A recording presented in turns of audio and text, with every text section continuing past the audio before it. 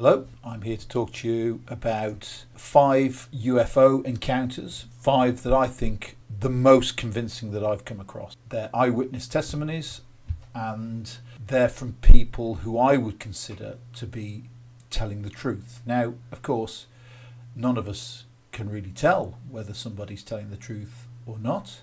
All we can do is look them in the eye and decide for ourselves. But these are 5 that I consider to be most likely to be true. But that's just my opinion. I'm one of those who find UFO stories really, really interesting.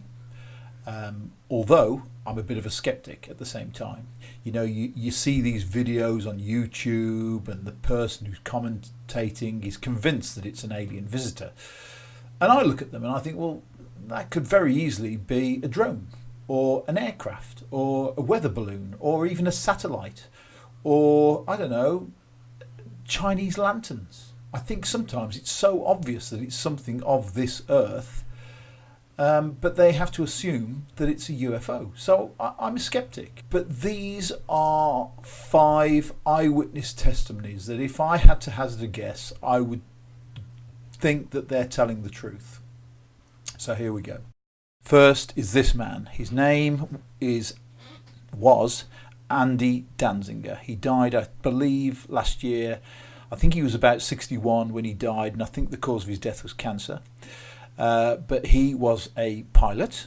He's noted for being the pilot of President Barack Obama, who flew him around America during his re-election campaign, I think.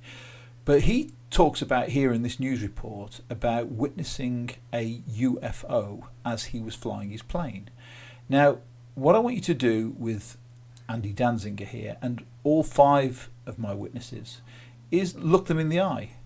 Decide for yourself, is this person telling the truth or are they lying? This pilot, though, who flew Barack Obama during his 2008 presidential campaign, says UFOs are real and he's seen one firsthand. Here to share his almost unbelievable story is pilot Andy Danziger. Nice to see you this morning. Good morning. Now, we should be clear that this incident that you saw happened in 1989. Why did it take so long for you to talk about it? There was no formal policy at my airline or any airline I've ever worked for that said not to talk about it, but it was kind of unwritten. We were young, we were new in our careers, and the way people tended to be ridiculed about all this, you just kind of kept quiet. So this came out during a Daily News interview recently when you were asked about it. That's correct. Had you ever seen a UFO? And you responded that you had, and you went into detail about it. So what happened in 1989 on that day? Unbelievable. We were flying from Kansas City to Waterloo, Iowa. I was just a first officer in a commuter airline turboprop. And crystal clear skies in Kansas City, crystal clear skies forecast in Waterloo. Supposed to be good weather en route. It's only a couple 250 miles away. We reached our cruise altitude of 15,000 feet, and all of a sudden we just noticed, you know, we're busy in the climb out. Those smaller airplanes didn't have autopilots. It leveled out, and a lot of thin, wispy clouds all around us. I noticed off to my right, and I was sitting in the right seat, was a white disc, just kind of thin, visible, barely visible behind the clouds, or dimly visible behind the clouds. And it was a little odd, but you know, we were used to seeing a lot of things in the sky, so when you see something strange, you start looking around trying to figure out what it is. And the first thing you think about is the moon, because it looked like it could have been the moon dimly visible, but the moon was out over here and it was a crescent, it wasn't a full moon. So it couldn't have been a reflection of the moon. So this large disk, you described it as being pretty large. Oh, yeah. Massive. And then after a while, it was following you. Or we were following it. It was pacing us. It was pacing you. Then something unbelievable happened to its shape and its color. It turned into a giant orange ball glowing in the sky? Yeah. After we'd been looking down for searchlights and stuff from the ground, maybe something shining up on the cloud, couldn't find anything. After about 40 minutes, we started our descent into Waterloo.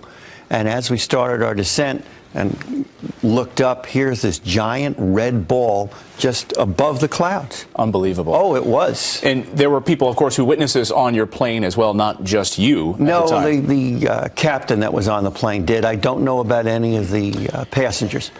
Like air traffic control, I've talked to a lot of pilots here off the air in commercial breaks, and I've asked them this question. We've talked about it, and they've all admitted that they've seen UFOs, but they kind of keep quiet about it.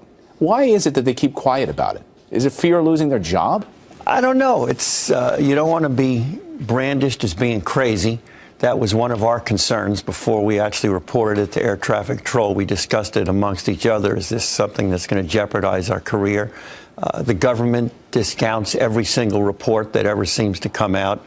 The news media tends to, or at least in the past, has tended to ridicule every UFO report. So, you know, that was all going on really big back in the 1980s. Since you came forward, what have you heard from people? What have you heard from other pilots who have said thank you for speaking about this? A little bit. I've got a few friends who've called me and said, wow, maybe this is going to finally get the stuff out. I've seen stuff, and it's about time that somebody came forward and you're actually getting some press, and maybe people will start believing this a little bit more. Wow. Thank you so much for joining us. Andy Danziger is the pilot who flew Barack Obama on his 2008 campaign, witnessed that UFO in 1989. And Ronald Reagan admits to have seen UFOs while he was flying in the airplane.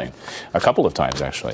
Great to see you this morning. Would you do us a favor? I'd love for you to go to our green room this morning and jump on social media and have our viewers ask you questions on our Facebook page. Would Absolutely. you mind doing that? I just threw that at you, but I think our viewers would love it this morning. Thanks so much. Great. Next is Bob Taylor. Bob Taylor had his experience in 1979, I think. He worked for the Forestry Commission. Again, sadly, he's passed away. But one of the things to note about Bob Taylor is that everybody who knew him said he was a very quiet, humble man. He wasn't someone who entertained fantasies and flights of fancy. He was very much a straight down the line, straight speaking, quietly spoken man who had nothing to gain from spinning a lie. And have a look at this video of Bob Taylor's experience, and I think you'll agree with me that he's telling the truth as he sees it. Either he's telling the truth and this really happened to him, or he had some kind of, I don't know, he fell into a trance and thought he saw something that he didn't. But you make your own mind up. Have a look.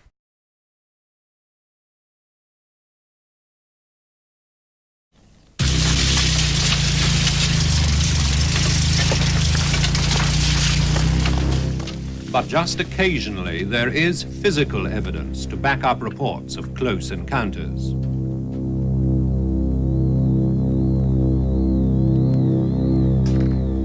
On the morning of November the 9th, 1979, forestry worker Bob Taylor walked down this woodland track outside Livingston New Town near Edinburgh.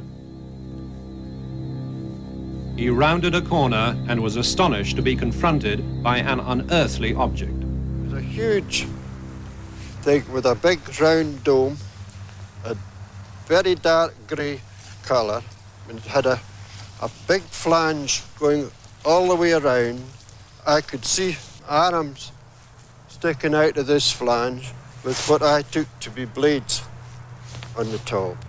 Later, he described what he'd seen to a local newspaper artist who drew this sketch. As I stood here, there was two balls came out, two balls. I would think they'd be about 3 feet in diameter with about 6 spikes. And they were rolling on these spikes. And they came right up beside me. And I remember feeling a tug at that time. A very powerful smell, a choking sort of smell. And that was it. He crawled up this path and staggered home, to be met on the doorstep by his bewildered wife. It looked terrible when he came in the door, and he just stood at the door, and I said, "Have you had an accident with your lorry?" And he said, "No, I've been attacked." And I said, "What with?" And he said, "A spaceship." And I said, "Oh, goodness me, there's no such a thing as a spaceship. I'm going to phone the doctor. You must have fell and hurt your head." He looked quite shocked, and he was drained. He was right white, and his face was dirty, and he had a red scar here. And his clothes were all dirty, and his trousers. And then he told me his trousers had been torn. Police station, Bargate. The police were called and they discovered inexplicable track marks at the scene of the incident. On examining the area, I found 2 track marks in approximately 40 holes in the ground. And these are the track marks here, and these are the 40 holes. Since then, I've photographed the holes. This is a photograph of the hole here. This is the holes that measured approximately 3.5 inches. And this other photograph here, you can actually see the tread marks which correspond to the marks here. These markings and tracks were actually inside this area here that's fenced off, and there was definitely no other tracks leading to or from this area. These are the trousers worn by Mr. Taylor. As you can see, they're of fairly heavy material. We have a tear on the left, just below the pocket, and one on the right trouser leg, again just below the pocket. These marks are consistent with the material having been pulled up while the trousers were being worn. Well, I'm pretty certain that day that I saw a spaceship sitting here. We must accept the story of Mr. Taylor. He is a very highly respected member of the community, a man of high integrity, and not one likely to invent such a story. Now, this next one is an interesting one. This is Jessie Rustenberg.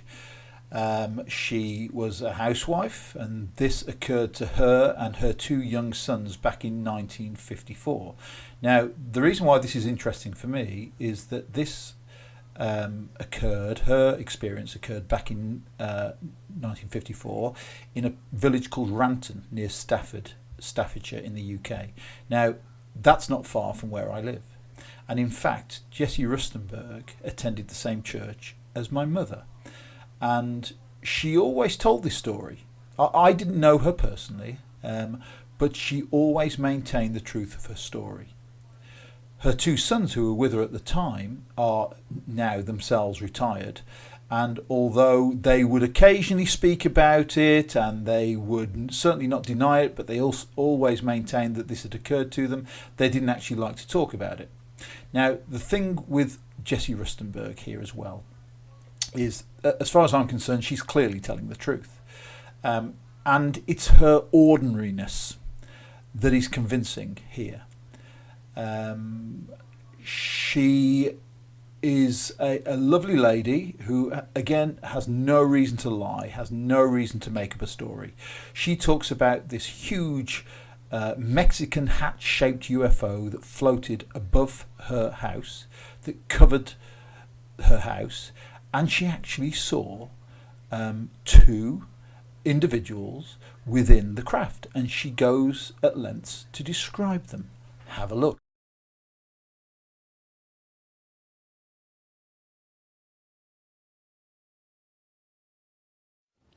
Well, it was one ordinary day. I was waiting for my husband to come home from work, and my 2 sons went to Seifert to school, and I was getting changed, and I heard this terrific noise. It was just like a giant cauldron of water being poured onto a fire, a shh sort of noise, you know.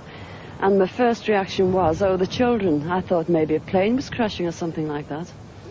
And I slipped my jumper on and went outside to find my 2 sons lying flat on the ground in the garden in front of the house, shouting, "Mummy, Mummy, there's a flying saucer." Well, naturally, I just said, "Come on, don't be stupid. Come in the house." But felt sort of a strange sensation. Wended my way up the side of the house to where we had a pump where we used to get all our water from, and automatically looked up to see this, all I can describe, this huge Mexican hat. It was stationary, this thing, and it was bright silver in colour, and it had a dome. A dome. It was tilted to sort of I could see the occupants in it. You saw people in it? I saw people in it. There were 2 people in there. These people were beautiful people. That's the only way I can describe them. They had long golden hair, like a pageboy bob, just like the old kings. You used to see photographs of the old kings. And the colour of the hair was golden. Now, I was really... What were they dressed in? They had a sort of a polo neck jumper affair, like a ski top suit, in pale blue. Now, these people weren't sat one behind the other. They were sat together, but this, whatever it was tilted so that I could see them and they could see me. Were you looking at them through windows, through portholes? Or no, not portholes. It was just sort of like a cockpit, I suppose, that had this perspex or glass or whatever it was. They could see me anyway, and I could see them. And they had beautiful faces. I shall never forget their faces as long as I live. Their foreheads seemed to be a bit larger than, the bottom of their faces as normal people you would expect to see. But maybe this was just whatever they had round their heads, which was like a transparent fishbowl. And they just looked. And I was absolutely paralytic with fear. I couldn't move, although my mind was ticking over. And they looked so sympathetic that I was just mesmerized for what seemed to be, ages, but it could have only been seconds. And I turned to sort of look down at the boys, was unaware that they were with me because I was so absorbed. And the next thing, I looked up and it was gone. How low had it been? It had been the height, I couldn't tell you. But the house that you've seen, it was just on top of the roof. It was hovering on top of the roof. How big was it compared with the size of the house? It swallowed the whole circumference of the roof. I couldn't see. The roof was completely blotted out. The chimneys I couldn't see. All I could see was this massive object that I described as like a Mexican hat without the bubbles. And then it flew away sideways or upwards? No, I didn't see. I just looked up and it had gone.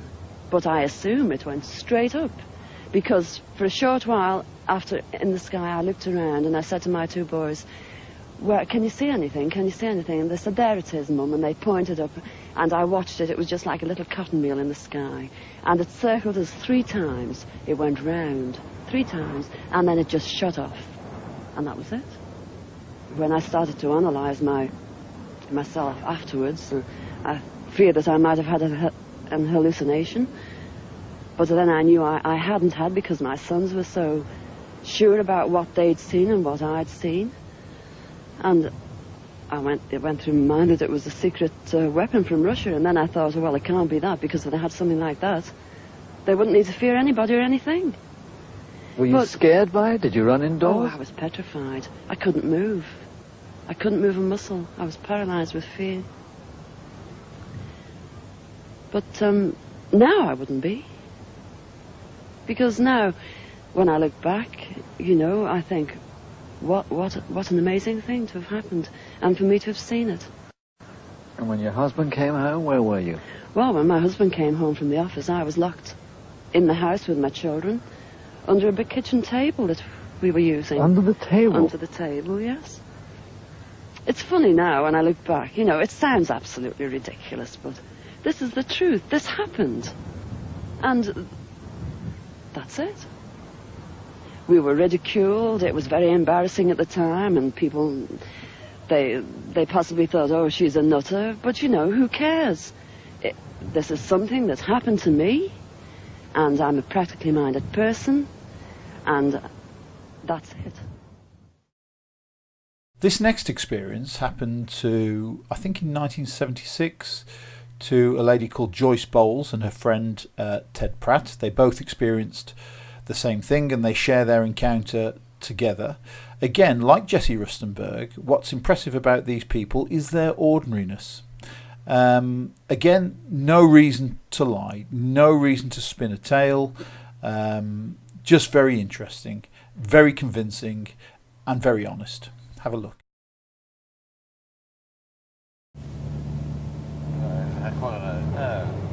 One November evening last year, Mrs. Bowles and a friend of the family, Mr. Pratt, were driving out of Winchester when they saw a light in the sky, a light seen by many other people that night. This is where we see the large orange light. That's right, yes, we did. Yes, on their left. On the left here. Yes. And then it disappeared, and I am coming up to it now. It appeared again here.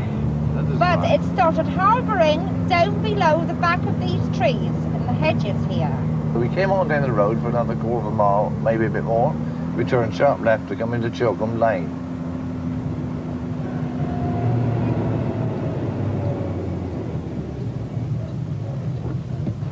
It's a bad bend, isn't it? Going down this lane, and we were doing about 20 mile an hour, maybe 20, 25 mile an hour. Done about 70 yards down, all of a sudden this car suddenly went crazy. It just leapt off the road to the right, and the engine started to rev. We hit the grass verge, which is a very wide grass verge, about 15 yards wide, and we were heading towards a high hedge. So I grabbed the steering wheel as Mrs. Bowles was fighting with it, and suddenly the car straightened itself. We came down the grass verge for about 10 to 15 yards, and we came to a stop. And it was though we'd hit an invisible barrier, which it gave, because it didn't throw me forward into the seat, but it gave and then brought us back to our normal stopping position. That was when we see... Well, then sorry, yes? That was when we see, what I shall say, a cigar-shaped object hovering in front of us. Inside were 3 figures. Yes, they had like a cockpit in the cabin was in the front of the cigar-shaped thing, and was lit up, but not glowingly lit up. It was a very easy light to look at. It was hovering. It had either steam or vapor coming out like gas jets. Then I see one of these figures get out of this thing, this object, and it started walking across towards me. Yes, it was. Now, as it was walking across towards me, I heard a whistle. Which I didn't hear. So it's like a whistling kettle starting to whistle. Now, he had on like a boiler suit, but it was with a polar neck collar. He had a seam down on his right-hand side. As he walked across, he come to my window. He put his arm on the roof of my car and looked in. Now, he was a tall man, roughly 6'1", 6'2". He had pink eyes, which were very piercing. He had sideboards and a beard, which met. He looked in at me, then he looked at Ted. After looking at Ted, he looked at my dashboard. And as he was looking at the dashboard, my car engine started up. Now, the car ignition keys was turned off. And as the engine started up of my car, my headlights were 4 times powerful than what they normally are. It was just like a glow of white. I see a movement of this figure. Oh, by the way, I grabbed Ted. And I said, no, Ted, don't get out, because he wanted to get out. And I just literally wrapped my body around Ted.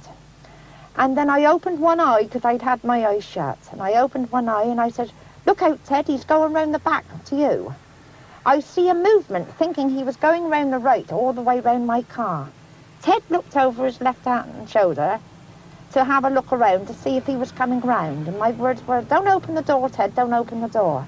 But while Ted was looking round and me huddled to him with my eyes closed, the figure disappeared with the object.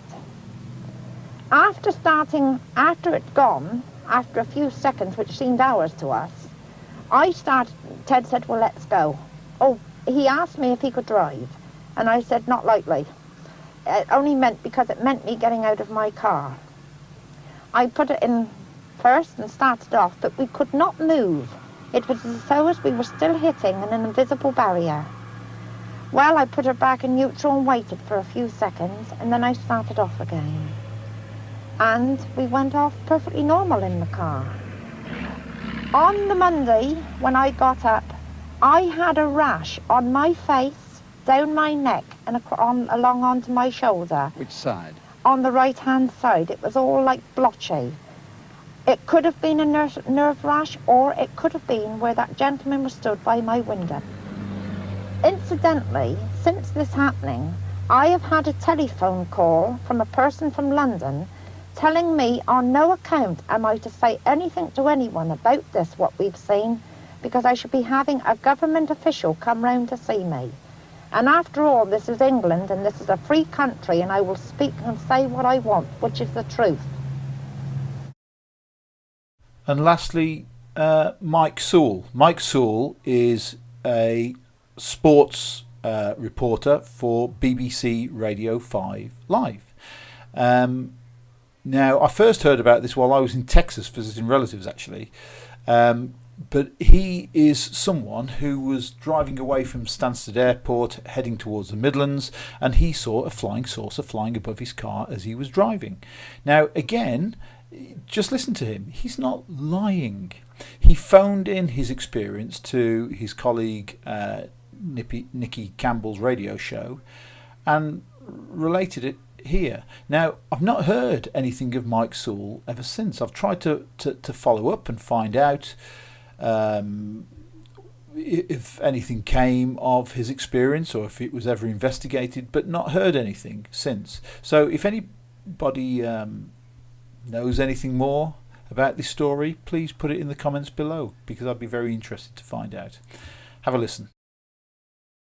I'm flying out of Stansted Airport this morning, and I live in the Midlands, so I was driving east, cross country, and I was probably, I think it's about 15-20 miles from Stansted Airport. I was out in the countryside, 4:15 in the morning, and I saw this big bright light in the sky and what looked like an aircraft coming towards, or descending towards the road which I was driving.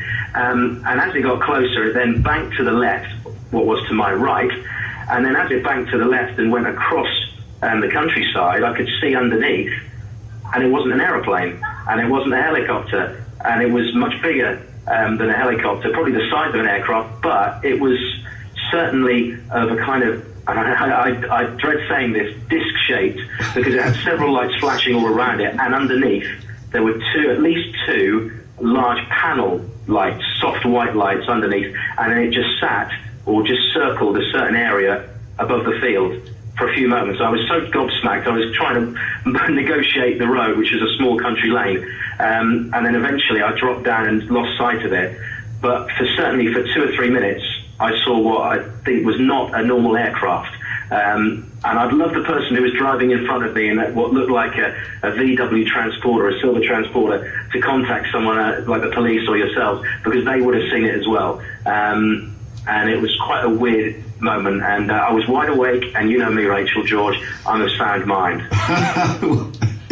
Were you a little bit freaked out by it? I was, completely freaked out. And the fact that you were driving towards Stansted Airport and this was an aircraft-type looking thing? Yeah, but this was a long way from Stansted Airport. I mean, this was at least 15 miles, and this aircraft was going westerly rather than easterly towards Stansted, and it was not the shape of a normal aeroplane. It was a big kind of disc, sort of round-shaped craft, and it didn't move. Once it had gone over the field, it was kind of staying in the same area, because I watched it as I could. I watched it for 2 or 3 minutes before I eventually lost sight of it, and then when I decided to go back again through the village, and it's a very quiet area, and I've spoken to someone who knows the area well, and they say there's no military installations in that area, so I would be intrigued to hear if anybody else saw it. It was 4:15 this morning over the village of, I think it's pronounced Cottered, which is near Buntingford in Hertfordshire. That happened at 4:30 this morning. What was it? Gosh, that's absolutely fascinating. Clearly not a conventional aircraft of any type, Nikki. I'm most impressed. I wish I'd seen it myself. I would assume that a number of other people would have seen this object, and I hope they call Radio 5 Live if they have done so. You know, it might well be extraterrestrial, it might well be one of ours. I know for a fact that top secret aircraft and spacecraft have been flown by the United States military and by the British military for quite some time now. As Ben Rich said, who developed the stealth aircraft back in 1993 in the presence of two friends of mine, We now have the technology to go to the stars. That was in 1993. Where did they get that technology from? Alien craft, study of alien craft that have been recovered, and by liaising with actual aliens who have helped us develop this technology. So that's my 5 most convincing UFO encounters. What do you think? Can you think of any others that are more convincing than that? I hope so, because I'd be very interested to find out. Please put your thoughts in the comments below. Cheers. See you soon. Bye.